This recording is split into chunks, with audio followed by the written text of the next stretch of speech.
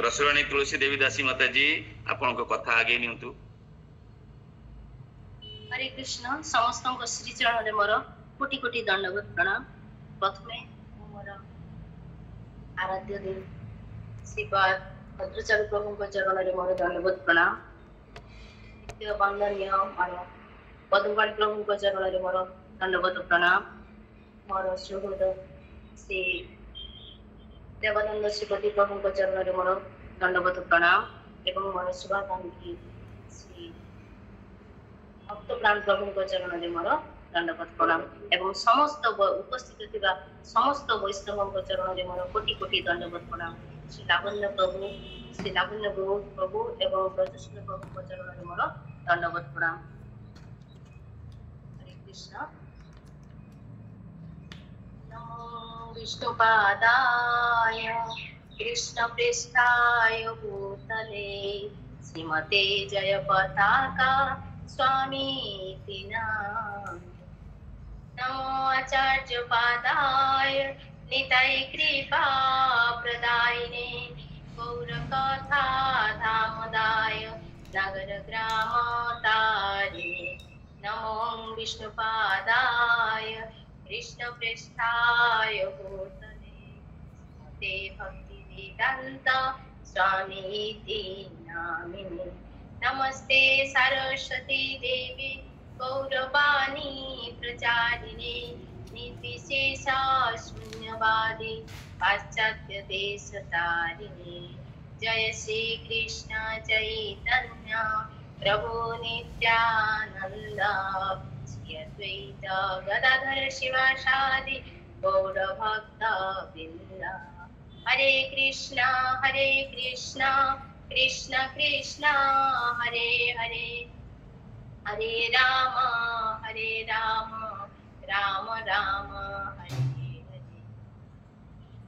ओम नमः भगवते वासुदेवाय ओम नमः भगवते वासुदेवाय ओम नमः भगवते वासुदेवाय। नारायणं नमस्कृतं नरं चैव नरोत्तमं देवी सरस्वती व्यासा ततो जयमुदीरयेत्। मूकं करोति वाचाल पङ्गुलङ्घयते गिरि यत्कृपां वन्दे परमानन्दमाधव। नष्टप्रायेषु अभद्रेषु नित्यं भागवत सेवया भागवत उत्तम श्लोके भक्ति भवति नैष्टिकी। जगत गुरु श्रील प्रभुपाद की महाराज।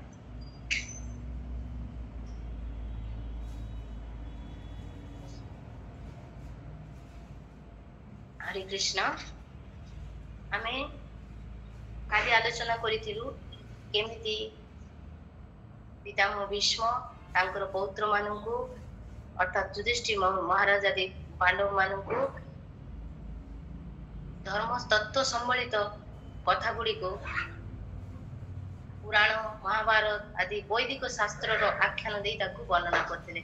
कारण से वैदिक शास्त्र रो आख्यान ही मानव को प्रेरणा देता है जहा द्वारा युधिष्ठिर महाराज तांकर राज्य शासन करिवे सुशासन करिवे और तांको जीवन रो प्रतिटी क्षेत्र रे ताकु विनियोग करि परिवे। एते पितामह भीष्म पुराण मानकर आख्यान दे तांको प्रश्न रो उत्तर देवा पई चेष्टा करथिले। वर्तमान आमे जिबा 29 नंबर श्लोक को। धर्मं प्रवदतस्तस्य सकाळ प्रत्युपस्थित जो जोगिनश्छन्द मृत्युर वाञ्छितस्तुत्तरायण।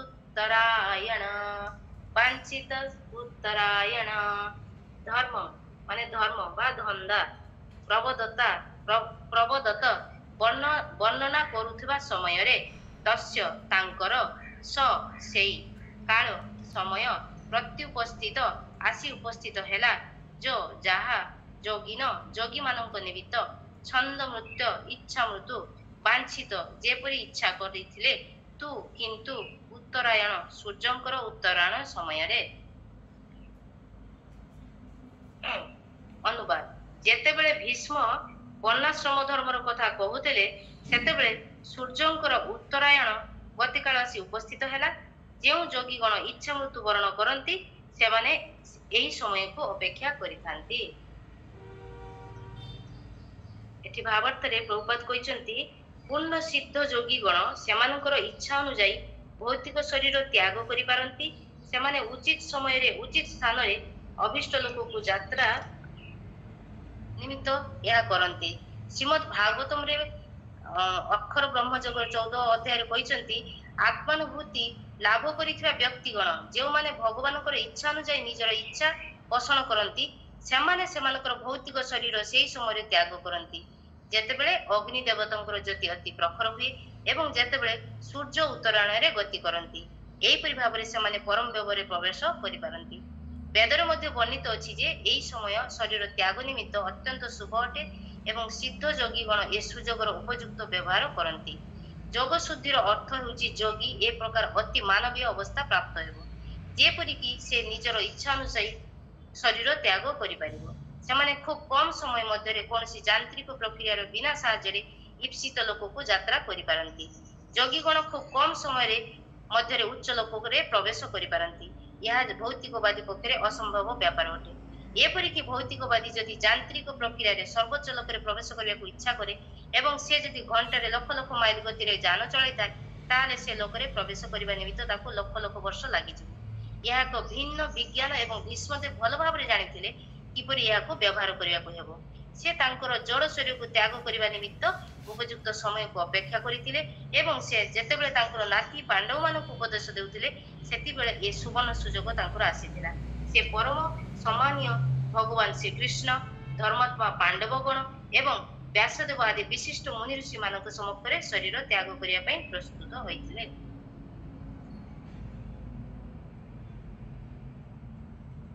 ଏଠାରେ ପିତାମହ ଭୀଷ୍ମଙ୍କର ଯୋଉ ମୃତ୍ୟୁଟା ହେଇଛି ସେ ତାଙ୍କର ଇଚ୍ଛା ମୃତ୍ୟୁର ଯୋଉ ବରଦାନ ଏବଂ ଉତ୍ତରଣୟର ସ୍ଥିତି ଏବଂ ସବୁଠୁ ହଉଛି ଭଗବାନ ତାଙ୍କ ସ୍ୱୟଂ ଭଗବାନ ଚତୁର୍ଭୁଜ ନାରାୟଣ ରୂପରେ ତାଙ୍କ ଆଗରେ ଉପସ୍ଥିତ ଧର୍ମାତ୍ମା ପାଣ୍ଡବ ମାନେ ତାଙ୍କ ପାଖରେ ଅଛନ୍ତି ଏବଂ ମହାନ ସନ୍ଥ ବ୍ୟାସଦେବ ମୁନି ଅଛନ୍ତି।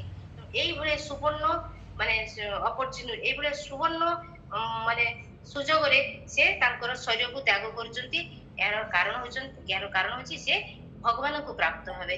ତାଙ୍କର ଜଣେ ଉଚ୍ଚ ଭକ୍ତ ଜଣେ ଶୁଦ୍ଧ ଭକ୍ତର ଏଟା ହଉଛି ଗୋଟେ ମହାନ ମାନେ ଇଚ୍ଛା ତାଙ୍କର ଇଚ୍ଛାର ସେ ତାଙ୍କର ମୃତ୍ୟୁକୁ ସୁନ୍ଦର ଭାବେ ସଜାଉଛନ୍ତି ଏବଂ ସେଟା ମଧ୍ୟ ତାଙ୍କର କାମନା ପୂରଣ ହେଇଛି ଏବଂ ସେ ସେଇଟାକୁ ମାନେ ବାକ୍ୟ ମାନେ କହୁଛନ୍ତି ଯେ ଉତ୍ତରାୟଣ ମାନେ ଅଗ୍ନିର ତେଜ ଯେତେବେଳେ ପ୍ରଖର ହୁଏ ସେତେବେଳେ ଉତ୍ତରାୟଣ ସେଇଟାକୁ କହୁଛନ୍ତି ଏବଂ ଉତ୍ତରାୟଣରେ ଯେ ପୂର୍ଣ୍ଣ ସିଦ୍ଧ ଯୋଗୀ ମାନେ ସେଇ ଉତ୍ତରାୟଣରେ ସେମାନେ ମୃତ୍ୟୁ ମାନେ ଦେହ ତ୍ୟାଗ କରିବା ପାଇଁ ସେମାନେ ନିତ୍ୟ ଚେଷ୍ଟା କରନ୍ତି ଏବଂ ସେଇଟା ବି ପିତାମହ ଭୀଷ୍ମ କରିଛନ୍ତି ଏବଂ ସର୍ବୋପରି ସେ ତାଙ୍କ ସାମ୍ନାରେ ଭଗବାନ ଶ୍ରୀକୃଷ୍ଣ ଅଛନ୍ତି ଧର୍ମାତ୍ମା ପାଣ୍ଡବ ମାନେ ଅଛନ୍ତି ଏବଂ ମହାନ ସନ୍ଥ ବ୍ୟାସଦେବଙ୍କ ଭଳି ମହାନ ସନ୍ଥ ସେଠାରେ ଉପସ୍ଥିତ ଅଛନ୍ତି।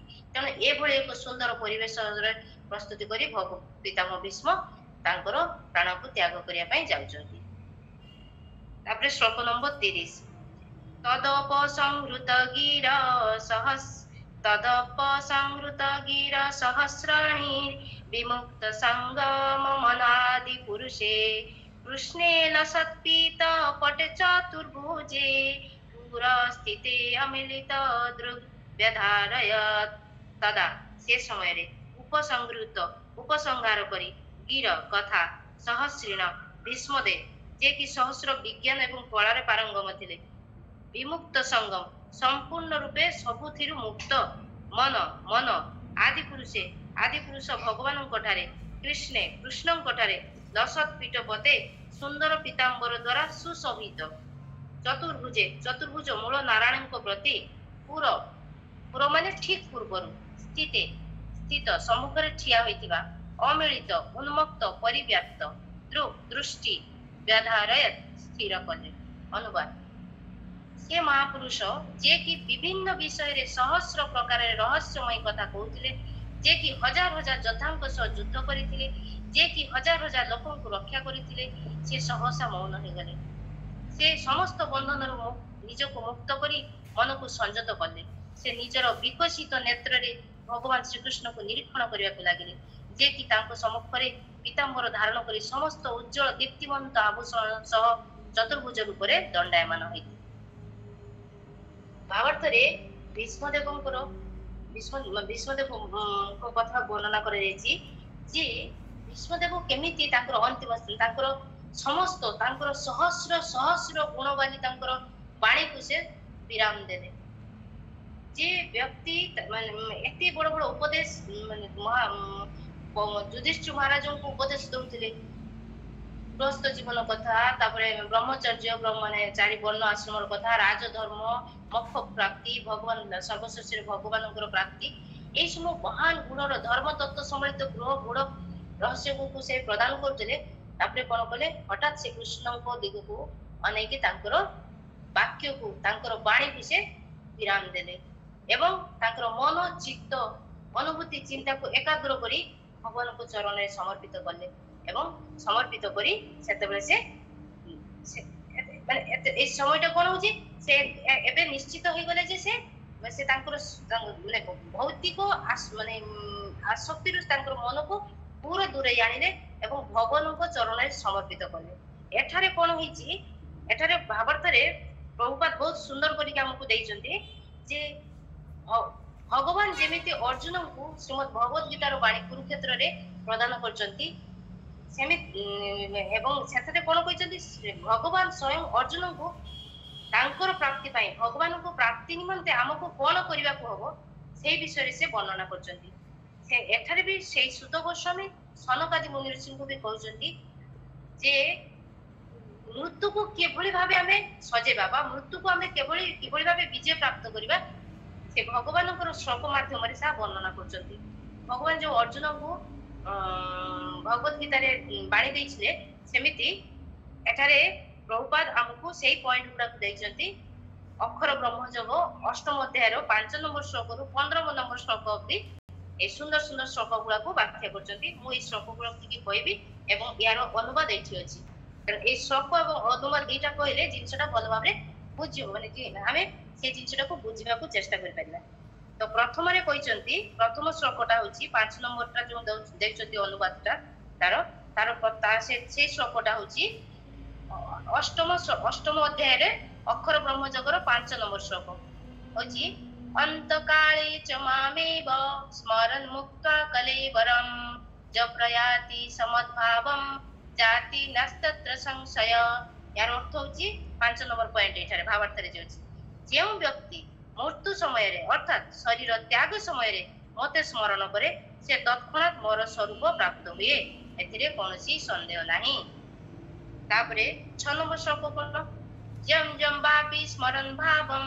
त्यजयन्ति कलवरम तम तमे विधि कौन्तेय सदा तद्भाव भावित यार अर्थ होची अंत काल रे जो व्यक्ति जो भाव स्मरण करी शरीर त्याग करे से ताहा ही प्राप्त हुए 7 नंबर श्लोक कोन 7 नंबर श्लोक होची तस्मात् सर्वेषु कालेषु मामंतर युद्ध च मयि अर्पित मनर्बुद्धि ममे विश्वस्य संशय यार अर्थ होची तेणु हे अर्जुन भगवान कहउछथि तेणु हे अर्जुन तुमे सर्वदा मते कृष्ण रूप रे चिंता करो एवं तत् संगे संगे युद्ध करो तुमर कर्म फल मते प्रदान करी मन बुद्धि मोठारे स्थिर करी कर्म कले तुमे निश्चय मते प्राप्त हबो 8 नंबर श्लोक कोन कहउछन्ती अभ्यास जगजुक्तेन चेतसा नान्यगामिना परम पुरुषम दिव्यम जाति पार्थानुचिन्तयन् जे मते ध्यान करे एवं सर्वदा चित्त को मोठारे स्थिर करिताय हे पार्थ से मोर प्राप्तिर मार्ग रे अविचलित रही निश्चिंत भावरे मते ही प्राप्ति हुए 9 नंबर कवि पुराण मनुशासितरम अणरणीयम समनुस्मरेत्य सर्वस्य दातारम अचिन्त्य रूपम आदित्य वर्णम तमस परस्तात् एठारे भगवान जे भगवान को सर्वज्ञ भगवान कहछन जे भगवान को सर्वज्ञ अनादि सर्वनियंता सूक्ष्म सर्व प्रतिपालक अचिन्त्य स्वरूप अविद्यार ऊर्ध्वरे सूर्य सदृश प्रकाशवान तथा जे सर्वदा नर कलेबर धारण करी अवतीर्ण होती एही परि ଭାବରେ ଧ୍ୟାନ କଲେ ସେ ମତେ ପ୍ରାପ୍ତ ହୁଏ। 10 ନମ୍ବର ଶ୍ଲୋକ। ପ୍ରୟାଣ କାଳେ ମନସା ଚଳେନ ଭକ୍ତା ଯୁକ୍ତ ଯୋଗ ବଲେନ ଚୈବ ଭୁବର୍ତ୍ତ ମଧ୍ୟେ ପ୍ରାଣମାବେଶ୍ୟ ସମ୍ୟକ୍ ସତଂ ପରଂ ପୁରୁଷମୁପେତି ଦିବ୍ୟମ୍। ଏଠି 10 ନମ୍ବର ଶ୍ଲୋକରେ କହୁଛନ୍ତି ଯେ ମୃତ୍ୟୁ ସମୟରେ ପ୍ରାଣ ଶକ୍ତିକୁ ତ୍ରିକୁଟ ମଧ୍ୟରେ ସ୍ଥାପନ କରେ ଏବଂ ଭକ୍ତି ପୂର୍ବକ ମତେ ସ୍ମରଣ କରେ ସେ ନିଶ୍ଚୟ ମତେ ପ୍ରାପ୍ତ ହୁଏ। 11 ନମ୍ବର ଶ୍ଲୋକ। ଯସ୍ୟାରଂ ବେଦ ବିଦ ବଦନ୍ତି ବିଶାନ୍ତି ଯଦ୍ୟତୟ ବିତରାଗା ଯଦିଚ୍ଛନ୍ତ ବ୍ରହ୍ମଚର୍ଯ୍ୟଂ ଚରନ୍ତି ତତ୍ତେ ପଦଂ ସଂଗ୍ରହେଣ ପ୍ରବକ୍ଷ୍ୟେ। ଯେ ବେଦରେ ପଣ୍ଡିତ ବେଦଜ୍ଞ ପଣ୍ଡିତ ଗଣ ଯେଉଁମାନେ ଓଁକାର ଉଚ୍ଚାରଣ କରନ୍ତି ଏବଂ ଯେଉଁମାନେ ବିଶିଷ୍ଟ ସନ୍ନ୍ୟାସୀ ଅଟନ୍ତି ସେମାନେ ବ୍ରହ୍ମରେ ପ୍ରବେଶ କରନ୍ତି। ଏହା ପ୍ରାପ୍ତ ହେବା ନିମିତ୍ତ ସେମାନେ ବ୍ରହ୍ମଚର୍ଯ୍ୟ ବ୍ରତ ଆଚରଣ କରନ୍ତି। ବର୍ତ୍ତମାନ ମୁଁ ତୁମକୁ ମୁକ୍ତିର ମାର୍ଗ ବିଷୟରେ ବର୍ଣ୍ଣନା କରିବି। 12 ନମ୍ବର ଶ୍ଲୋକରେ ଭଗବାନ କହୁଛନ୍ତି ସର୍ବଦ୍ୱାରାଣି ସଂଯମ୍ୟ ମନ ହୃଦି ନିରୁଦ୍ୟ ଚ ମୂର୍ଧ୍ୟାଧାୟାତ୍ମନ ପ୍ରାଣ ମାସ୍ଥିତ ଯୋଗ ଧାରଣମ୍। ସମସ୍ତ ପ୍ରକାର ଇନ୍ଦ୍ରିୟ ଭୋଗର ଦ୍ୱାର ନିରୁଦ୍ଧ କରିବା ହେଉଛି ଯୋଗ ଶୁଦ୍ଧି ଲାଭ କରିବା। ସମସ୍ତ ଇନ୍ଦ୍ରିୟ ନିଗ୍ରହ କରି ମନକୁ ହୃଦୟରେ ସ୍ଥିର କରି ଏବଂ ପ୍ରାଣବାୟୁକୁ ବ୍ରହ୍ମରନ୍ଧ୍ରରେ ସ୍ଥାପିତ କରି ବ୍ୟକ୍ତି ଯୋଗରେ ସ୍ଥିର ହୁଏ। 13 ନମ୍ବର। ଓಂ ଇତ୍ୟେକାକ୍ଷରଂ ବ୍ରହ୍ମ ୟଃ ବ୍ୟାହରନ୍ମନ୍ ଅନୁସ୍ମରନ୍ ଚ ପ୍ରୟାତି ତ୍ୟଜନ୍ ଦେହଂ ସ୍ୱଜାତି ପରମାଂ ଗତିମ୍। ଯୋଗରେ ପ୍ରତିଷ୍ଠିତ ହୋଇ ଓଁକାର ମାନେ ଅକ୍ଷର ବ୍ରହ୍ମକୁ ଉଚ୍ଚାରଣ କରି ଯଦି କୌଣସି ବ୍ୟକ୍ତି ମତେ ଚିନ୍ତା କରି ଶରୀର ତ୍ୟାଗ କରେ ତାହେଲେ ସେ ନିଃସନ୍ଦେହ ଭାବରେ ଚିଜଗତରେ ପ୍ରବେଶ କରେ। 14 ନମ୍ବର। ଅନନ୍ୟ ଚେତା ସତତଂ ଯୋ ମାଂ ସ୍ମରତି ନିତ୍ୟସ ତସ୍ୟାହଂ ସୁଲଭ ପାର୍ଥ ନିତ୍ୟ ଯୁକ୍ତସ୍ୟ ଯୋଗିନ। ଏ ପାର୍ଥ ଯେ ଅନନ୍ୟ ଭାବରେ ଅବିଚ୍ଛିନ୍ନ ଗତିରେ ମତେ ଚିନ୍ତା କରୁଛି ସେ ଅତି ସହଜରେ ମତେ ପ୍ରାପ୍ତ ହେଉଛି ଅର୍ଥାତ୍ ତା ପାଇଁ ମୁଁ ଅତି ସୁଲଭ ଅଟେ କାରଣ ସେ ବରାବର ମୋର ପ୍ରେମମୟୀ ସେବାରେ ହିଁ ନିଯୁକ୍ତ ଅଛି। ତାପରେ 15 ନମ୍ବର ଶ୍ଲୋକ। ମାମୁପେତ୍ୟ ପୁନର୍ଜନ୍ମ ଦୁଃଖାଲୟ ଅଶାଶ୍ୱତଂ ନାପ୍ନୁବନ୍ତି ମହାତ୍ମାନ ସଂସିଦ୍ଧି ପରମାଂ ଗତା। ମତେ ପ୍ରାପ୍ତ ହେଲା ପରେ ସେ ଭକ୍ତ ଯୋଗୀଗଣ କେବେ ହେଲେ ଅନନ୍ତ ଦୁଃଖପୂର୍ଣ୍ଣ କ୍ଷଣଭଙ୍ଗୁର ଏ ଭୌତିକ ଜଗତକୁ ଆଉ ଆସନ୍ତି ନାହିଁ କାରଣ ସେମାନେ ଜୀବନର ସର୍ବୋଚ୍ଚ ପରିପୂର୍ଣ୍ଣତା ଲାଭ କରି ସାରିଛନ୍ତି। ଏହିପରି ଭାବରେ ଆମ ଜୀବନରେ ଯଦି ଆମେ ଏଇଭଳି ଆଚରଣ କରିବୁ ଅର୍ଥାତ୍ ଭଗବତ ଗୀତାର ବାଣୀ ଅନୁଯାୟୀ ଅବଲମ୍ବନ କଲେ ଆମେ ନିଶ୍ଚୟ ଭଗବତ ପ୍ରାପ୍ତି ହବ। ଏଟା କୃଷ୍ଣ ଅର୍ଜୁନଙ୍କୁ କଠୋର ଭାବରେ ନିର୍ଦ୍ଦେଶ ଦେଇଛନ୍ତି କାରଣ ଭୀଷ୍ମଦେବ ନିଜ ଇଚ୍ଛା ଅନୁଯାୟୀ ଶରୀର ତ୍ୟାଗ କରି ଯେଉଁ ପୂର୍ଣ୍ଣତା ଲାଭ କଲେ ଏବଂ ସେ ଯେହେତୁ ସେ ଜଣେ ବଡ ଭାଗ୍ୟବାନ କାରଣ ମୃତ୍ୟୁ ସମୟରେ ସେ ଭଗବାନ ଶ୍ରୀକୃଷ୍ଣଙ୍କୁ ତାଙ୍କ ସମକ୍ଷରେ ଦଣ୍ଡାୟମାନ ମାନେ ହୋଇଥିବାର ଦେଖିପାରିଲେ। ସେ ତାଙ୍କର ନେତ୍ରକୁ ତାଙ୍କଠାରେ ସ୍ଥିର କରିପାରିଥିଲେ। ଆତ୍ୟନ୍ତିକ ପ୍ରେମ ଯୋଗୁଁ ସେ ନିର୍ମିଷ ନୟନରେ ଭଗବାନ ଶ୍ରୀକୃଷ୍ଣଙ୍କୁ ନିରୀକ୍ଷଣ କରିବାକୁ ଇଚ୍ଛା କଲେ। ସେ ଏକ ଶୁଦ୍ଧ ଭକ୍ତ ହୋଇଥିବା ଯୋଗୁଁ ଯୌଗିକ ନିୟମ ଏବଂ ଅନୁଷ୍ଠାନର ଆବଶ୍ୟକତା ତାଙ୍କର ନଥିଲା। କେବଳ ସରଳ ଭକ୍ତି ଯୋଗ ଜୀବନରେ ପରିପୂର୍ଣ୍ଣତା ଲାଭ ନିମିତ୍ତ ପର୍ଯ୍ୟାପ୍ତ ଅଟେ। ଏଥିପାଇଁ ଭୀଷ୍ମଦେବଙ୍କର ଏକମାତ୍ର ଅନ୍ତିମ ଅଭିଳାଷା ଏହା ହିଁ ଥିଲା ଯେ ସେ ଭଗବାନ ଶ୍ରୀକୃଷ୍ଣଙ୍କୁ ପ୍ରତ୍ୟକ୍ଷ ଭାବରେ ଦର୍ଶନ କରିବେ ଏବଂ ଭଗବାନଙ୍କର ଅପାର କୃପା ଯୋଗୁଁ ସେ ଶେଷ ନିଶ୍ୱାସ ତ୍ୟାଗ କଲା ସମୟରେ ଏ ସୌଭାଗ୍ୟ ପ୍ରାପ୍ତ ହୋଇଥିଲେ। ତ ଆମେ ଏଠୁ ଜାଣିଲୁ ଯେ ଭଗବାନଙ୍କ ପ୍ରାପ୍ତି ଯେମିତି ପିତାମହ ଭୀଷ୍ମ ତାଙ୍କର ମୃତ୍ୟୁକୁ ବିଜୟ ପ୍ରାପ୍ତ କରିଥିଲେ ମୃତ୍ୟୁର ବିଜୟ ପ୍ରାପ୍ତ କରିଥିଲେ ଠିକ ସେମିତି ଆମେ ଯଦି ଆମର ଭଗବାନଙ୍କୁ ପ୍ରାପ୍ତିର ଭଗବାନଙ୍କୁ ପାଇବାର ଭଗବାନଙ୍କ ପାଖରେ ମନକୁ କେନ୍ଦ୍ରିତ କରିବାର ଏକମାତ୍ର ଉପାୟ ହେଉଛି ଶ୍ରୀମଦ୍ ଭଗବତ ଗୀତାର ବାଣୀକୁ ଆମେ ଅକ୍ଷରେ ଅକ୍ଷରେ ପାଳନ କରିବା ଏବଂ ଆମ ନିଜ ଜୀବନରେ ତାକୁ ଆଚରଣରେ ଲଗାଇବା। ଏହା ଦ୍ୱାରା କଣ କରିବା ଆମେ ଭଗବାନଙ୍କୁ ସର୍ବଶେଷରେ ଯେଉଁ ପରମ ସ୍ଥିତି ପୂର୍ଣ୍ଣତା ପ୍ରାପ୍ତି ପରମ ପ୍ରାପ୍ତି ସେଇଟାକୁ ଆମେ ପାଇପାରିବା ଅର୍ଥାତ୍ ଭଗବାନଙ୍କ ଧାମକୁ ଗଲେ ଅର୍ଥାତ୍ ଭଗବାନଙ୍କ ନିକଟକୁ ସ୍ୱ ଜାଗାକୁ ଭଗବାନଙ୍କ ଜାଗାକୁ ଆମେ ଯାଇପାରିବା ଏଇଟା କହିଛନ୍ତି। ତାପରେ ଶ୍ଲୋକ ନମ୍ବର 31। ବିଶୁଦ୍ଧୟା ଧାରଣୟା ହତା ଶୁଭମ୍ ତତ୍ ଇକ୍ଷଇବାସୁ ଗତୟୁଧ ଶ୍ରମ निवृत सर्वेन्द्रिय वृत्ति विभ्रम दृष्टावजन्यं विसृजन जनार्दनम। विशुद्धया माने विशुद्धया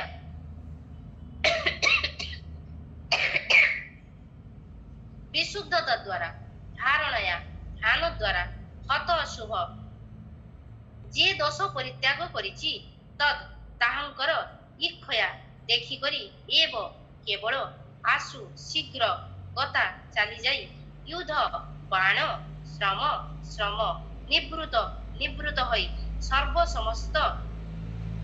समस्त इंद्रिय इंद्रिय वृत्ति क्रिया विभ्रम निरंतर संलग्न दृष्टाव प्रार्थना कले जन्यं भौतिक आचरण विसृजन त्याग करिबा बेले जनार्दनम जीव मानकर नियंत्रणकारी। अनुवाद विशुद्ध ध्यान जगत द्वारा भगवान श्रीकृष्ण को अवलोकन करी भीष्मदेव प्राकृत बंधन मुक्त हो गले एवं तत्पर से तांकर भौतिक शरीर त्याग करिबा समय समस्त जीवंकर नियंत्रणकारी भगवान श्रीकृष्ण को प्रार्थना करिबा को लागिले। भावार्थ ये भौतिक शरीर भूत प्रकृतिर दान अटे यह माया कह जाए। आमे भगवान को सहित थिबा हमर शाश्वत संबंध को भूली जाइथिबा जोगु ये भौतिक शरीर को आत्मा बोली भाबुछु। भीष्मदेवଙ୍କ भଳି ଏକ शुद्ध भक्तଙ୍କ ପାଖରେ ये माया भ्रम होई पारे नाही। भगवानଙ୍କର उपस्थिति मात्रे ता संगे संगे तिरोहित होई जाए। भगवान श्री कृष्ण सूर्य सम एवं बैरंगा माया शक्ति अंधकार सम। सूर्यଙ୍କ समक्षरे अंधकार रहि परिबो नाही तेणु भगवान श्रीकृष्णଙ୍କର उपस्थिति मात्रे समस्त भौतिक दोष संपूर्ण रूपे दूरीभूत होई गला एवं भीष्मदेव एपरि भावरे दशयुक्त इंद्रिय क्रिया को बंद कराई दिव्य स्थिति रे अवस्थित होई गले। आत्मा स्वरूप तो विशुद्ध अटे एवं इंद्रिय गण मत विशुद्ध अटंती किंतु भौतिक जगतर संस्पर्श जोगु इंद्रिय गण अविशुद्ध होई जानती। शुद्ध परम पुरुष भगवान श्रीकृष्ण सहित संबंध जोड़िले इंद्रिय गुड़िक पुणी भौतिक दोषरु मुक्त होई जानती। भगवानकर उपस्थिति जोगु भीष्मदेव तांकर जड़ शरीर त्याग करिबा पूर्वरु ये प्रकार दिव्यता लाभ करि पारिथिले। भगवान समस्त जीवंकर नियंत्रणकारी एवं मंगलकांक्षी अटंती।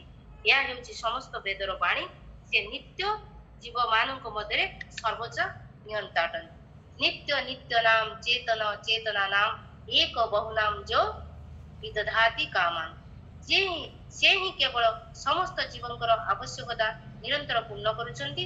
तेणु से एपरि भावरे तांकर महान भक्त भीष्मदेवंकर अभिलाषा पूर्ण कले एवं भीष्मदेव निम्नमते तांको प्रार्थना करिबाको लागि।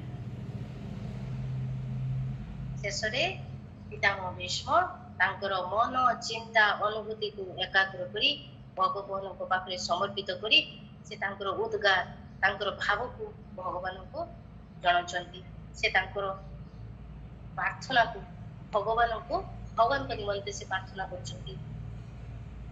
आमे बे श्लोक नंबर 32 जोटा पई आमे एत दिन अपेक्षा करि बसथलो जो हमर शिवाद बदचारी प्रभु हमको प्रथम काहे कहिथिले आमे प्रकृत रे जानिबो पितामह भीष्म की से युधिष्ठिर को कोन कहबा को जाउचंती की परि भाबरे कोन सिचुएशन व्यवस्था कोन तांकर मनोभाव कोन तांकर विषाद मनोभाव को केमिति दूर करिसंती प्रतिटी कथा कहि तांकर दुख कथा को मने पके दैचंती।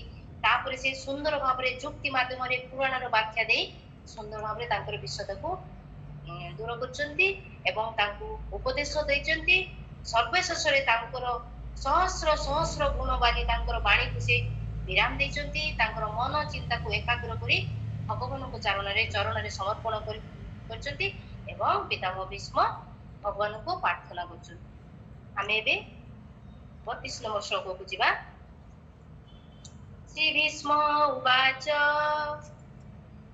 इति मति उपकल्पिता वितृष्णा भगवती सात्वत पुंगवी विभुनि स्वसुखमुपगते क्वचिद् विहर्तुं प्रकृतिमुपेयुष्याद्भव प्रवाह।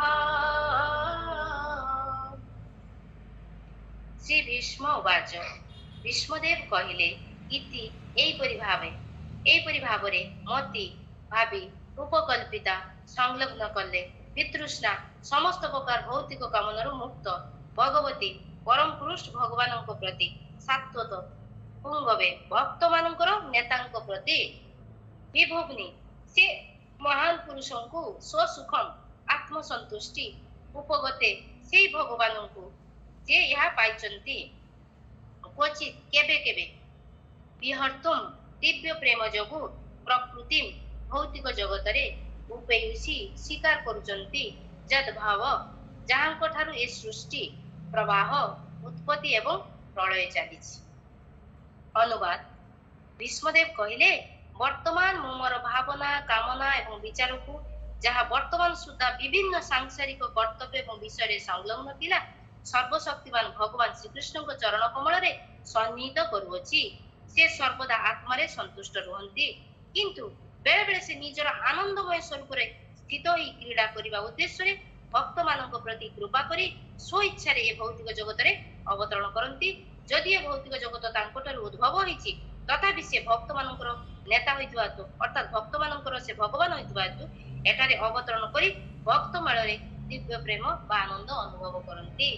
ए जे लास्ट लाइन केतेटा अछि से भक्त मानकु आनंद पई निजर आनंदमय स्वरूप रे स्थित होई क्रीड़ा करिबा उद्देश्य रे भक्त मानक प्रति कृपा करी स्व इच्छा रे जो भौतिक जगत को अवतरण करंती। जदि भौतिक जगत तांको ठारू उद्भव होईछि तथापि से भक्त मानकर नेता होइतबा जोगु एठारे अवतरण करी भक्त मेल रे दिव्य प्रेम आनंद उपभोग करंती। भावार्थ आमे वर्तमान जो भावार्थ को जीवा एटा हमें किछि जेमिति विश्वनाथ चक्रवर्ती ठाकुर श्रीधर स्वामी सब टीकाकार मानकर ए जो महान महान शुद्ध संत मानकर टीका को नेकी हमें ताको कहबो बुझीबा कारण सामानकर टीका को नेले हमें एटा को भल भाबरे बुझी परिबा हमको हमें भल भाबरे ताको माने हृदयंगम करि परिबा। पितामह भीष्म एठारे ए प्रथम जो श्लोक माने प्रार्थना रे से शब्दटी प्रयोग करछन्ती इति इति शब्द को प्रयोग करछन्ती। इतिर अर्थ कोन तो इतिर अर्थ होछि शेष बा अंत जाकु कहन्ती किंतु भगवान एठी पितामह भीष्म एठी इति शब्द प्रथम रे काहे कि प्रयोग करछन्ती जेमिति आमे पूर्वे सुनिथिलु कुंती स्तुति रे नमस्ते पुरुषं त्यात्यं ईश्वरं प्रकृते परम नमस्ते भगवान को प्रणाम करूचंती।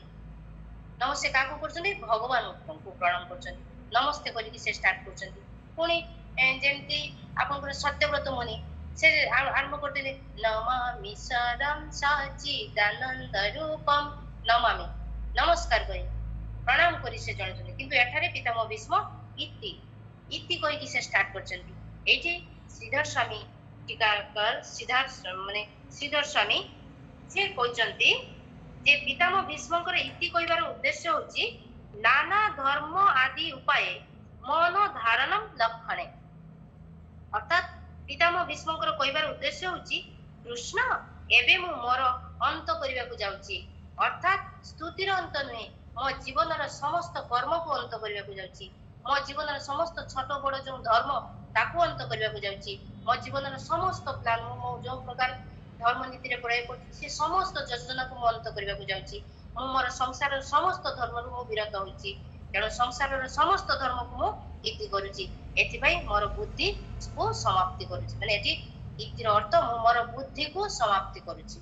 पुणी विश्वनाथ चक्रवर्ती ठाकुर कोन कहउछन्ती इति संबंध रे से इति विषय रे कहउछन्ती समाप्ति वाचकम हेतु इति शब्द कही पितामह कहउछन्ती हे कृष्ण मोर आयु समाप्त हेछि मोर जीवन समाप्ति समय मु मोर बुद्धि मन आत्मा को समस्त को सब स्थान रु दूर आनी आपन को ठारे आपन को चरण रे लगाइबा को इच्छा करिछि ए संसार मु मोर मन बुद्धि आत्मा को लगाई जो कर्म करिछि सेथिरु दूर आनी मु आपन को चरण रे लगाइबा को इच्छा करिछि सेति पई श्रीधर स्वामी विश्वनाथ चक्रवर्ती ठाकुर माने कहछन्ती सेति पई पितामह भीष्म प्रथमे इति को प्रयोग करछन्ती यार अर्थ जे हे कृष्ण मु मोर समस्त कर्म को इति करी आपन को पाखरे मोर मति को समर्पण करबा को चाहूछी।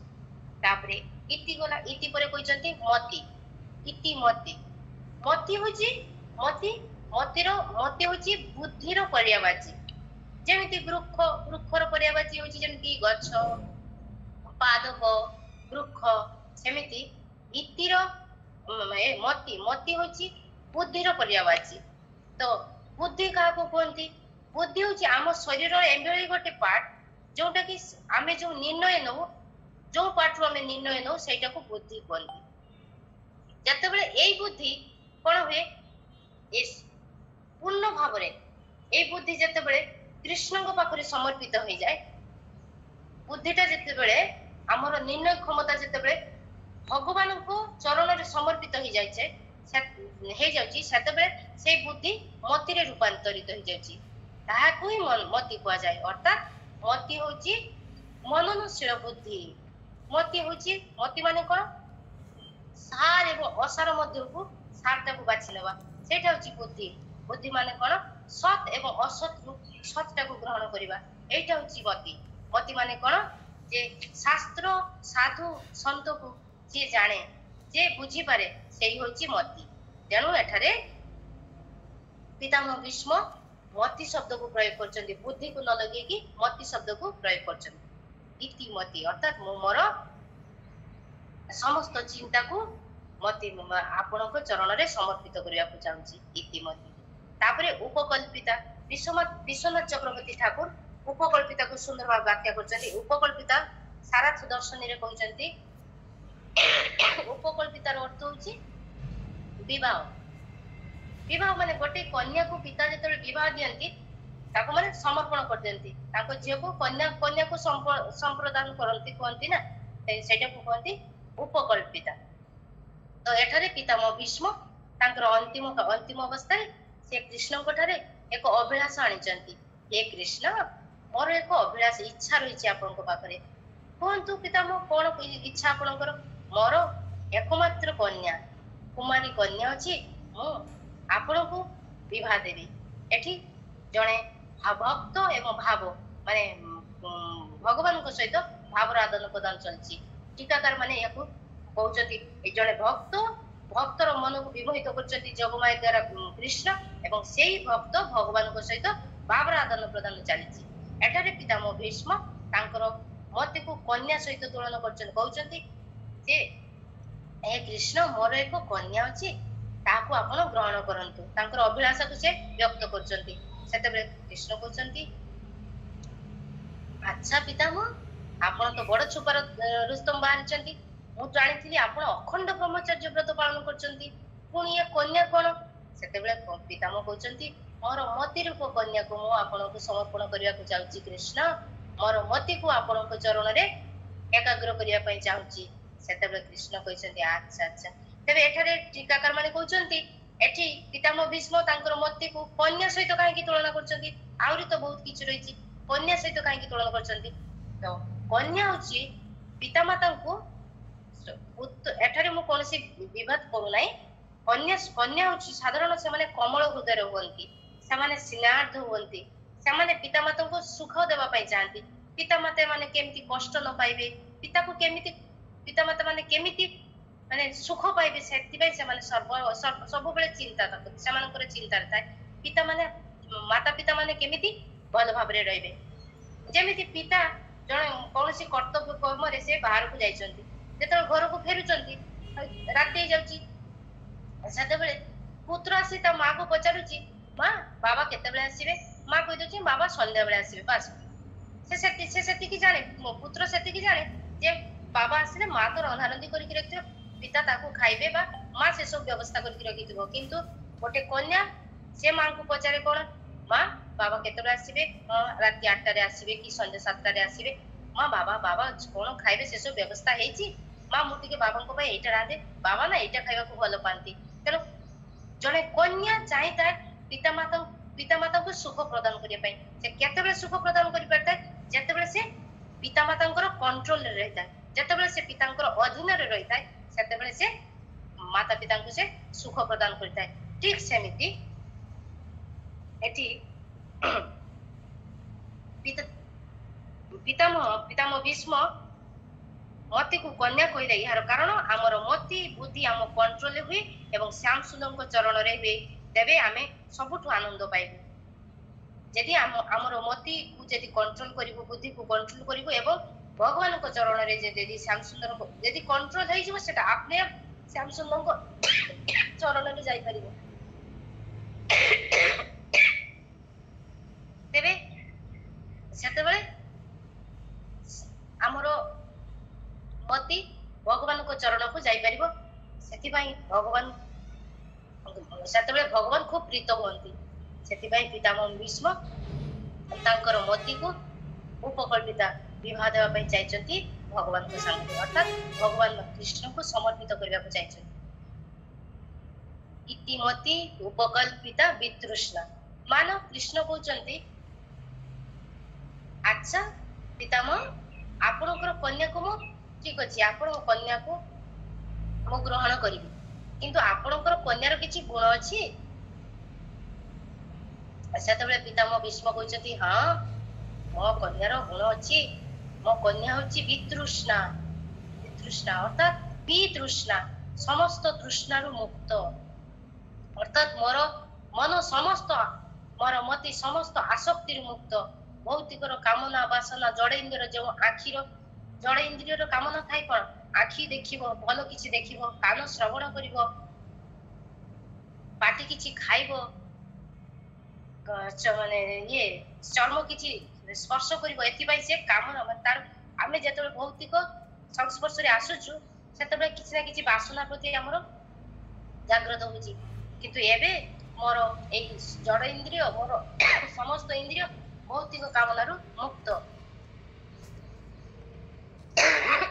पितामह भीष्म एटा कहउचंती वितृष्णा समस्त तृष्णारु मुक्त मोर मन एबे समस्त तृष्णारु मुक्त पुणी टीकाकार माने कहउचंती वितृष्णार आ गोटे माने कहउचंती विशेष रूप रे तृष्णा अर्थात मोर मन आपन को पाइबा को विशेष रूप रे आग्रह आपन को पाइबार विशेष रूप रे ललिपता हिची मोर मति मोर मन आपन को पाइबा को इच्छा वितृष्णा तापरे तापरे भगवान को तापरे भगवान जी गोटे ग्लास पानी रखंतु आज्ञा आज्ञा टिके पानी पी दे ना असुविधा किछ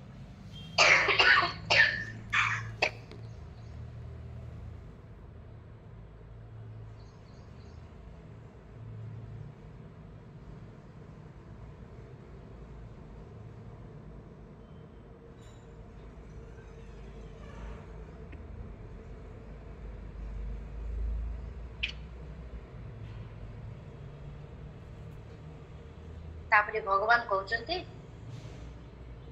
अच्छा बुझिली आपनकर मन कन्या रूपक मति वितृष्णा समस्त आसक्ति मुक्ति बुझिली अच्छा आपन जो आपन को कन्या को समर्पण करिवे से जे जाको आपन समर्पण करिवे ता विषय किछि जानिचंती पितामह भीष्म कहउचंती हां मो जानिछि से होचंती आप मो मोर एकमात्र कन्या को ताकू समर्पण करिवि तो तांको विषय मोर जानिबा स्वाभाविक मो तांको विषय जानिछि से होचंती भगवती से होचंती शाश्वत पंगवे से होचंती विभोगनी एटी सुंदर सुंदर भाव रे व्याख्या करचंती टीकाकार भाई भगवती शाश्वत पंगवे विभोगनी अर्थात एठारे पितामह भीष्म कहउचंती आपण भगवान भगवती माने आपण भगवान आपण शाश्वत पंगवे भगवान आपण कुल श्रेष्ठ आपण शाश्वत वंशर रक्षाकारी आपण वृष्णि वंशर रक्षक आपण भक्त श्रेष्ठ आपण विभुवनी माने आपण सर्वव्यापक तेणु आपण होचंती आपनकर ए चारि चारि महान गुण रहिछि आपनकर जोटा कि ए ब्रह्मांड रे आ कहा पाखरे नै आपण भगवान आपण सर्वव्यापक आपण कुल श्रेष्ठ जदु कुल श्रेष्ठ भक्त श्रेष्ठ तेणु आपण को प्रभु आपण सेति पई आपण आ मोर मति को आपण को चरण रे समर्पण करिया को जाउची तो एठी भगवान काहे की कहिसंती पितामह भीष्म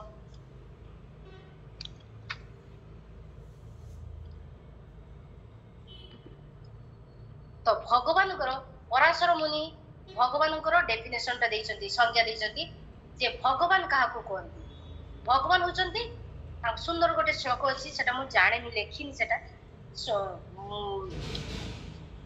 ଭଗବାନ ଭଗବାନ କାହାକୁ କୁହାଯିବ? ଭଗବାନ ହଉଛନ୍ତି ଷଡ଼ ଐଶ୍ୱର୍ଯ୍ୟପୂର୍ଣ୍ଣ, ଅର୍ଥାତ୍ ସେ ହଉଛନ୍ତି ସମସ୍ତ ରୂପର ଅଧିକାରୀ। ସେ ହଉଛନ୍ତି ଯାହାଙ୍କ ପାଖରେ ସମସ୍ତ ରୂପର ଅଧିକାର ଥାଏ, ଯେ ସମସ୍ତ ଜ୍ଞାନର ଅଧିକାରୀ, ଯେ ସମସ୍ତ ଧନର ଅଧିକାରୀ, ଯେ ସମସ୍ତ ବଳର ଅଧିକାରୀ, ଯେ ସମସ୍ତ ଯଶର ଅଧିକାରୀ ଏବଂ ଯେ ସମସ୍ତ ବୈରାଗ୍ୟର ଅଧିକାରୀ। এইଭଳି এই 6ଟି ଗୁଣ ସମ୍ପୂର୍ଣ୍ଣ ଭାବରେ ଭରିକି ଥାଏ, ସେହି ଏକମାତ୍ର ଭଗବାନ ଐଶ୍ୱର୍ଯ୍ୟପୂର୍ଣ୍ଣ। ଏବଂ ଏଇ ଷଡ଼ ଐଶ୍ୱର୍ଯ୍ୟପୂର୍ଣ୍ଣ କେବଳ ଏଇ ଆପଣଙ୍କ ଛଡା ଆଉ କାହା ପାଖରେ ନାହିଁ। ଏଇ ଐଶ୍ୱର୍ଯ୍ୟ ଏଇ 6ଟି ଗୁଣ ଅଛି ଭଗବାନ ବିଷ୍ଣୁଙ୍କ ପାଖରେ ଅଛି, ତାଙ୍କର ବିସ୍ତୃତାଂଶ ପାଖରେ ଅଛି, କିନ୍ତୁ ସମ୍ପୂର୍ଣ୍ଣ ଭାବରେ ଏଇ 6ଟି ଗୁଣ କାହା ପାଖରେ ନାହିଁ। ତେଣୁ ଆପଣ ହଉଛନ୍ତି ଏଇ ଷଡ଼ ଐଶ୍ୱର୍ଯ୍ୟପୂର୍ଣ୍ଣ, ଆପଣ ହଉଛନ୍ତି ଭଗବାନ। ଆପଣ ଆପଣ ଯେଉଁ ଏଇ ଦିବ୍ୟ ଗୁଣରେ ଆପଣ ମାନେ ଗୁଣବାନ, ଆଉ ଅନ୍ୟ କେହି ଆପଣଙ୍କ ଭଳିଆ ଏ ଦୁନିଆରେ ଏ ବ୍ରହ୍ମାଣ୍ଡରେ ନାହାନ୍ତି। ଆପଣ ସେଥିପାଇଁ ଆପଣ ଭଗବାନ ଅଟନ୍ତି। ତାପରେ କହୁଛନ୍ତି ଶାଶ୍ୱତ ପଙ୍ଗବେ। ଶାଶ୍ୱତ ପଙ୍ଗବେ ମାନେ ଶାଶ୍ୱତ ପଙ୍ଗବେ ର ଅର୍ଥ ହଉଛି ଗୋଟେ ହଉଛି ଭକ୍ତ ଶ୍ରେଷ୍ଠ, ଆଉ ଗୋଟେ ଶାଶ୍ୱତ ଟୀକାକାର ମାନେ କହୁଛନ୍ତି ଶାଶ୍ୱତ ପଙ୍ଗବେ ମାନେ ଆପଣ ହଉଛନ୍ତି ଯଦୁକୁଳ ଶ୍ରେଷ୍ଠ, ଆପଣ ଶାଶ୍ୱତ ବଂଶର ରକ୍ଷାକର୍ତ୍ତା, ଆପଣ ବୃଷ୍ଣି ବଂଶର ରକ୍ଷାକାରୀ, ଆପଣ ଯଦୁକୁଳ ଶ୍ରେଷ୍ଠ। ଏଠାରେ ସୁଖଦେବ ଗୋସ୍ୱାମୀ ଯେତେବେଳେ ପରୀକ୍ଷିତ ମହାରାଜଙ୍କୁ ଯଦୁବଂଶ ମାନେ ଯେତେବେଳେ ତାଙ୍କର ଭକ୍ତ ପ୍ରଥମେ ଭକ୍ତଙ୍କର ଭାଗବତରେ ପ୍ରଥମେ ଭକ୍ତଙ୍କର କଥା ଚରିତ୍ରକୁ ଗାନ କରିଛନ୍ତି, ତାପରେ ନବମ ସ୍କନ୍ଧରେ ଯେତେବେଳେ ପହଞ୍ଚିଛନ୍ତି ସେତେବେଳେ ସୁଖଦେବ ପରୀକ୍ଷିତ ମହାରାଜ ସୁଖଦେବ ଗୋସ୍ୱାମୀଙ୍କୁ ପଚାରିଛନ୍ତି, ପ୍ରଭୁ ମୁଁ ଭଗବାନଙ୍କର ବଂଶ କଥା ଶୁଣିବା ପାଇଁ ଚାହେଁ। ସେତେବେଳେ ସୁଖଦେବ ଗୋସ୍ୱାମୀ ଯଦୁବଂଶ ବିଷୟରେ ବର୍ଣ୍ଣନା କରିଥିଲେ। ତେଣୁ ସେଇ ଯଦୁବଂଶର ରାଜା ଥିଲେ ମହାରାଜ ଯଦୁ, ଏବଂ ଯଦୁଙ୍କର 5 ଜଣ ସନ୍ତାନ ଥିଲେ।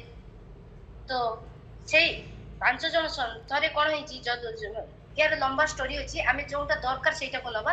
ଯଦୁ ବଂଶରେ ରାଜା ଯଦୁ ମହାରାଜ ଯଦୁ ତାଙ୍କର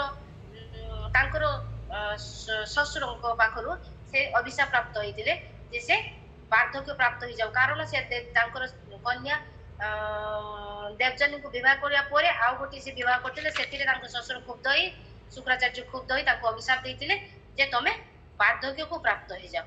ସେତେବେଳେ ରାଜା ଯଦୁ ଖୁବ ମ୍ରିୟମାଣ ହୋଇ ପଡିଲେ ଏବଂ ସେ ତାଙ୍କର ୟାର ନିରାକରଣ ପାଇଁ ତାଙ୍କର ପତ୍ନୀଙ୍କୁ ବାର ବାର ତାଙ୍କ ପିତାଙ୍କ ପାଖକୁ ଯିବା ପାଇଁ କହିଲେ।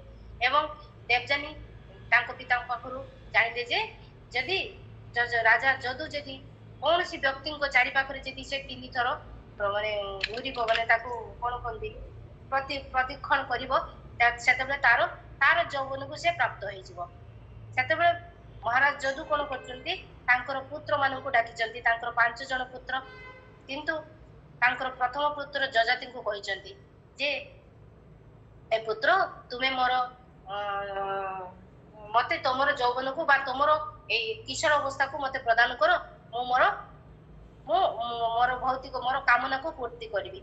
ତ ସେଥିରେ ରାଜା ଯଜାତି ତାଙ୍କର ପିତୃଙ୍କର ଆଜ୍ଞାକୁ ପାଳନ କରିନଥିଲେ, ସେ ପିତୃ ଆଜ୍ଞାକୁ ଲଙ୍ଘନ କରିଥିଲେ, କାରଣ ସେ ପରମ ଧର୍ମ ପିତୃ ଧର୍ମକୁ ପାଳନ ନ କରି ଏଠାରେ ପରମ ଧର୍ମ ଭଗବାନଙ୍କର ଧର୍ମକୁ ସେ ପାଳନ କରିଛନ୍ତି। କାରଣ ସେ ଜାଣିଥିଲେ ମୋ ବାପାଙ୍କୁ ଯଦି ଏଇଭଳି କୌଣସି ମାନେ ସୁଯୋଗ ଦେବି ସେ ତାର ଅପବ୍ୟବହାର କରିବେ। ତେଣୁ ସେ ଚାହିଁଥିଲେ ମୋର ଏଇ ଯୋଉ ମୋ ଶରୀର ପ୍ରାପ୍ତ ହେଇଛି, ଏଇ ଜଳ ଦେହକୁ ପ୍ରାପ୍ତ ହେଇଛି, ତାହାକୁ ଭଗବାନଙ୍କର ସେବାରେ ନିଜକୁ ନିୟୋଜିତ କରିବି ଏବଂ ଭଗବାନଙ୍କୁ ସୁଖୀ କରିବି, ଭଗବତ ପ୍ରାପ୍ତି ହେବି ଏବଂ ବାପାଙ୍କର କର୍ମକୁ ବାପାଙ୍କର ଯୋଉ ଭୌତିକ କାମନାର ଯୋଉ ଲାଳସାକୁ ତାକୁ ମୁଁ ଛିନ୍ନ କରିବି। ଏଇଟା ଥିଲା ତାଙ୍କର ମନର ଇଚ୍ଛା ଥିଲା ଏବଂ ସେ ସେଇଟା କରିଛନ୍ତି। ତେଣୁ ସେଥିପାଇଁ ଭଗବାନ ଏହାର ବହୁତ କାରଣ ଅଛି, ଭଗବାନ କାହିଁକି ଯଦୁକୁଳରେ ଶାଶ୍ୱତ ବଂଶରେ ଜନ୍ମ ହେଇଛନ୍ତି। ତେଣୁ ଏଇ ଗୋଟେ କାରଣ ଯେ ସେ ତାଙ୍କର ପିତୃଙ୍କର ଆଜ୍ଞାକୁ ଧର୍ମ ପାଳନ ନ କରି ଯେ ପରମ ସତ୍ୟ ପରମ ଭଗବାନଙ୍କର ଧର୍ମକୁ ପାଳନ କରିଛନ୍ତି। ତ ସେଥିପାଇଁ ଯଦୁବଂଶରେ ମାନେ ଭଗବାନ ଶ୍ରୀକୃଷ୍ଣ ଯଦୁବଂଶରେ ଜନ୍ମ ଗ୍ରହଣ କରିଛନ୍ତି, କାରଣ ସେତେବେଳେ ସେମାନେ ସବୁ ସତ୍ୟ ଗୁଣ ଯଦୁବଂଶରେ ସମସ୍ତେ ଶୁଦ୍ଧ ସତ୍ୟରେ ଅବସ୍ଥାନ କରିଛନ୍ତି। ସେମାନେ ଏକମାତ୍ର ଲକ୍ଷ୍ୟ ଥାଏ ସେମାନଙ୍କର ଭଗବାନଙ୍କର ପ୍ରାପ୍ତି ନିମିତ୍ତ। ତ ସେଥିପାଇଁ ସେ ଯଦୁବଂଶକୁ ଶ୍ରେଷ୍ଠ କୁହାଯାଇଛି। ପୁଙ୍ଗବ ମାନେ ଶ୍ରେଷ୍ଠ, ଯଦୁବଂଶରେ ସେ ଜନ୍ମ। ତେଣୁ ପିତାମହ ଭୀଷ୍ମ ଏଠାରେ କହିଛନ୍ତି ଆପଣ ଭଗବାନ ଅଟନ୍ତି, ଆପଣ କୁଳ ଶ୍ରେଷ୍ଠ ଅଟନ୍ତି, ଯଦୁକୁଳରେ ଶାଶ୍ୱତ ବଂଶରେ ଜନ୍ମ ନେଇଛନ୍ତି, ସେଥିପାଇଁ ଏବେ ଆପଣ କୁଳ ଶ୍ରେଷ୍ଠ ଅଟନ୍ତି। ପୁଣି ଗୋପୀମାନେ ଗୋପୀ ଗୀତରେ ବି କହିଛନ୍ତି ଯେତେବେଳେ ଭଗବାନଙ୍କୁ ସେମାନେ ଛାଡିକି ଚାଲି ଯାଇଛନ୍ତି, ମାନେ ରାସଲୀଳାରେ ଭଗବାନ ଯେତେବେଳେ ଗୋପୀମାନଙ୍କୁ ବିରୋଧ ମାନେ ଛାଡିକି ଚାଲି ଯାଇଛନ୍ତି, ଗୋପୀମାନେ ଖୁବ ମର୍ମାହତ ହେଇଛନ୍ତି। ସେତେବେଳେ ଗୋପୀମାନେ ଖୁବ କଷ୍ଟ ପାଇଛନ୍ତି, ତେଣୁ ସେମାନେ ଗାଇଛନ୍ତି, ତାଙ୍କ ବିରହରେ ଗାଇଛନ୍ତି ଲଖଲୁ ଗୋପିକା ନନ୍ଦନ ଭବା ଅଖିଳ ଦେହିନା अंतरात्मद्री बिखान सात्विको विश्वगुप्ताए सखौ बेवा साततांकुले सखौ बेवा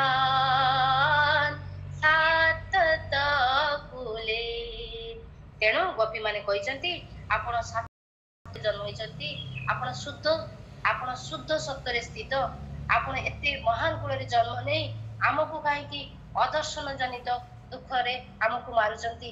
ହେ କୃଷ୍ଣ, ଆପଣ ଆମକୁ ଦର୍ଶନ ଦିଅନ୍ତୁ। ଏଇଭଳି ଗୋପୀ ମାନେ ମଧ୍ୟ ତାଙ୍କୁ ଶାଶ୍ୱତ ବଂଶର ଆଖ୍ୟାନ ଦେଇ ତାଙ୍କୁ ଡାକିଛନ୍ତି। ତାପରେ ଭଗବାନଙ୍କୁ ବିଭୂମ୍ନି କହିଛନ୍ତି। ପିତାମହ ଭୀଷ୍ମ ତାଙ୍କୁ ଡାକିଛନ୍ତି ନା, ପ୍ରଥମ ଭଗବାନ, ଭଗବତୀ, ସାତତ ପଙ୍ଗମେ ମାନେ ଆପଣ କୁଳ ଶ୍ରେଷ୍ଠ, ତାପରେ ବିଭୂମ୍ନି। ବିଭୂମ୍ନିର ଅର୍ଥ କଣ? ବିଭୂମ୍ନି ହଉଛି ବ୍ୟାପକ, ସର୍ବବ୍ୟାପକ। ଭୂମା ହଉଛି ବ୍ୟାପକ ଆଉ ବିଭୂମ୍ନି ହଉଛି ସର୍ବବ୍ୟାପକ।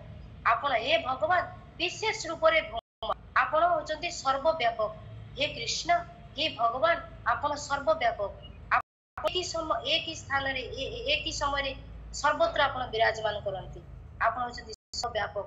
ଯେହେତୁ ଆପଣଙ୍କର ବିସ୍ତୃତାଂଶ ବିଷ୍ଣୁ, ଆପଣଙ୍କର ସେ ହଉଛନ୍ତି ଭୂମା, ସେ ହଉଛନ୍ତି ବ୍ୟାପକ, କିନ୍ତୁ ଆପଣ ହଉଛନ୍ତି ସର୍ବବ୍ୟାପକ, ଆପଣ ହଉଛନ୍ତି ବିଭୂମା। ବିଷ୍ଣୁ ଐଶ୍ୱର୍ଯ୍ୟ ରୂପରେ ଐଶ୍ୱର୍ଯ୍ୟମୟ ଭଗବାନ ହେଲେ, ଆପଣ ହଉଛନ୍ତି ମାଧୁର୍ଯ୍ୟମୟ ଭଗବାନ, ଆପଣ ହଉଛନ୍ତି ସର୍ବାଗ୍ରେ, ଆପଣ ହଉଛନ୍ତି ଆଦି ପୁରୁଷ। ଏଇଭଳି ଭାବରେ ସେ ଭଗବାନଙ୍କର ମାନେ ଭଗବାନଙ୍କର ଗୁଣକୁ ସେ ପ୍ରକାଶ କରୁଛନ୍ତି। ତାପରେ କହୁଛନ୍ତି ପିତାମହ ଭୀଷ୍ମ କହୁଛନ୍ତି ଯେ ସସୁଖମପଗତି କ୍ୱଚିଦ୍ ବିହର୍ତ୍ତୁମ୍ ପ୍ରକୃତିମପି ୟୁଷ୍ୟାଦ୍ଭବ ପ୍ରବାହ। ସ୍ୱସୁଖମପଗତି, ଏହାର ଅର୍ଥ ହେ କୃଷ୍ଣ, ଆପଣଙ୍କର ସବୁଠୁ ବଡ ଗୁଣ ହଉଛି ସ୍ୱସୁଖମ ଉପଗତି, ଅର୍ଥାତ ଆପଣ ସ୍ୱସୁଖରେ ସୁଖୀ ହୁଅନ୍ତି, ଆପଣ ନିଜ ସୁଖରେ ରମଣ କରନ୍ତି, ଆପଣ ସୁଖୀ ହବା ପାଇଁ ଅନ୍ୟ କାହାରି ଉପରେ ଆପଣ ନିର୍ଭର କରନ୍ତି ନାହିଁ।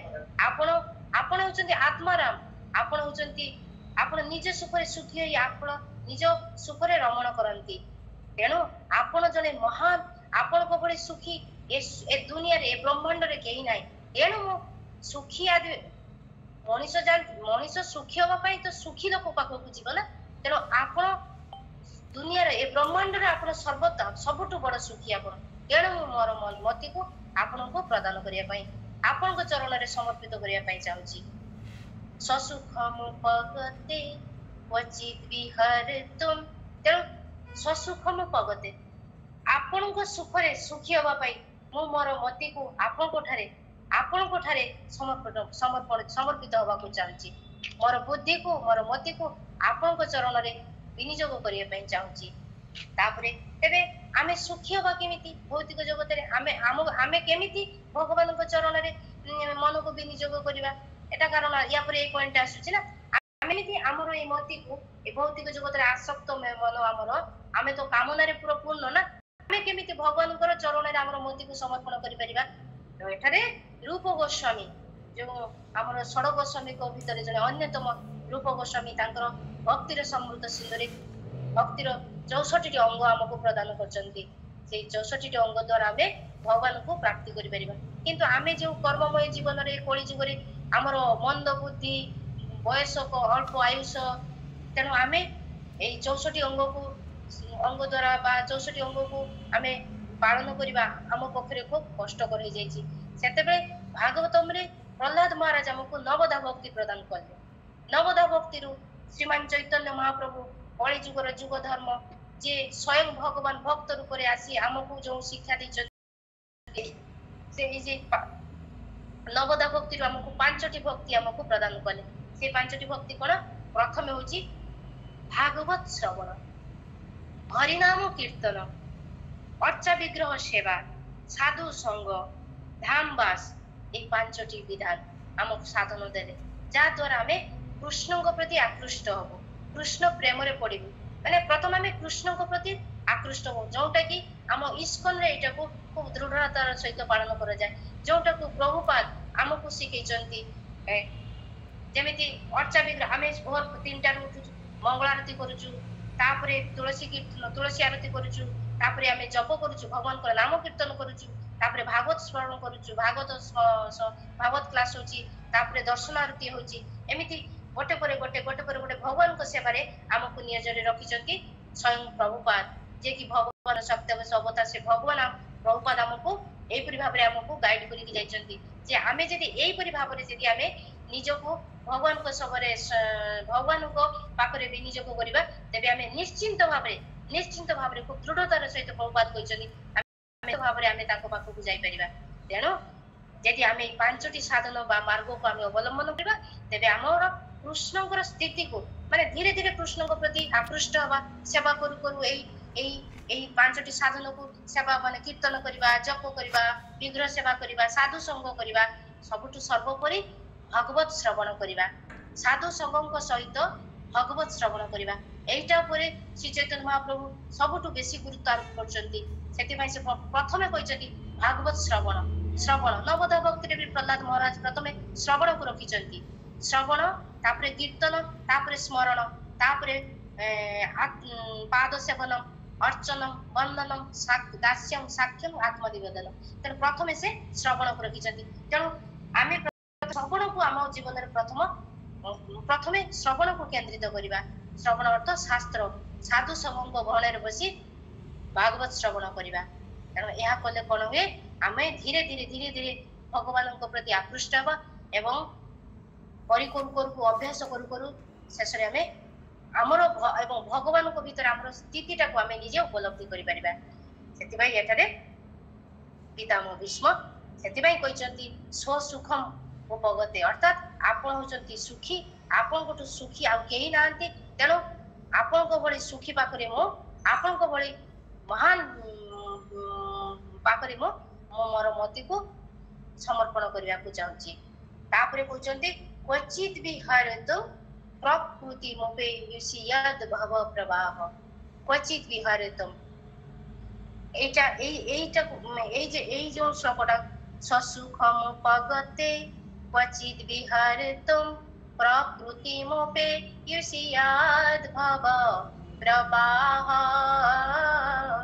क्वचित विहरतु माने बेले बेले क्वचित बेले बेले विहार करिबा उद्देश्य रे क्वचित विहरतु माने विहार करिबा उद्देश्य रे माने आपण विहार माने आमे जेमति उद्यान रे बुलिबा को जाऊ मनर तृप्ति पाई आनंद पाई सेमिति आपण विहरण करिबा उद्देश्य रे बेले बेले कोन करंती प्रकृति को सृष्टि रो प्रकरण समय आपण ए भौम वृंदावन रे एई ब्रज वृंदावन रे आपण आगमन प्रकट होंती ए प्रकृति को आपण स्वीकार करंती आपण ए प्रकृति को स्वीकार करी आपण कोन करंती अहम ब्रज माने बीज प्रदान पिता आपण ए प्रकृति रे बीज प्रदान करत आपण समस्त ए प्रकृति को आपण शक्ति प्रदान करंती